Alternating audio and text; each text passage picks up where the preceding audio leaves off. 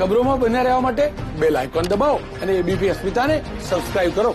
ગાંધીનગર અમદાવાદ વચ્ચે અવરજવર કરતી શહેરી સુવિધાની બસો કોરોનાનું ગ્રહણ લાગ્યું છે। અમદાવાદ ગાંધીનગર વચ્ચે મુસાફરો બસમાં મુસાફરી કરવાનું ટાળી રહ્યા છે, જેથી આવકમાં પણ ધરખમ ઘટાડો થયો છે।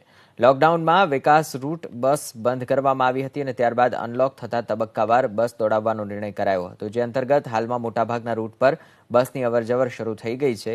ગાંધીનગર સિટી સંચાલિત બસ અને વિકાસ રૂટની કુલ 100 બસમાંથી હાલ 80 બસોને 75% મુસાફરી ક્ષમતા સાથે દોડાવવામાં આવી રહી છે, પરંતુ કોરોનાને કારણે મુસાફરો ઓછા આવે છે, જેના કારણે પહેલા ડેપોની દૈનિક આવક 5 થી 5.5 લાખ રૂપિયા હતી, જે હાલ કોરોના કાળમાં ઘટી દૈનિક માત્ર 2 થી 2.5 લાખ થઈ છે।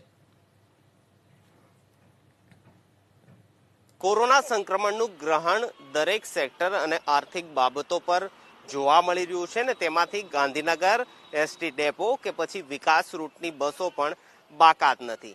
કોરોના સંક્રમણની સ્થિતિ બાદ આ વિકાસ રૂટની જે બસો જે છે તે દોડે છે, તેની આવકની અંદર માતબર ઘટાડો થયો છે।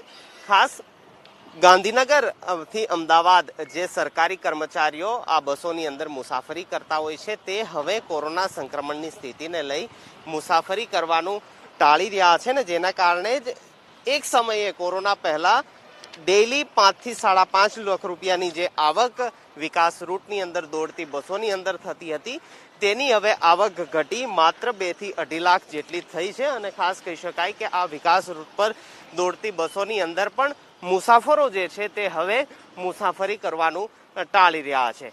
કોરોના સંક્રમણની અસરના કારણે ગયા વર્ષની તુલનામાં આ વર્ષે લોકડાઉન દરમિયાન પણ આ બસો બંધ રહી, સાથે જ સ્કૂલ કોલેજો પણ બંધ હોવાના કારણે વિદ્યાર્થી પાસની આવકની અંદર પણ ઘટાડો થયો છે ને તેના કારણે એસટી બસની જે વિકાસ રૂટ ડેપો જે છે ગાંધીનગર, તેની આવકમાં પણ માતબર ઘટાડો નોંધાયો છે।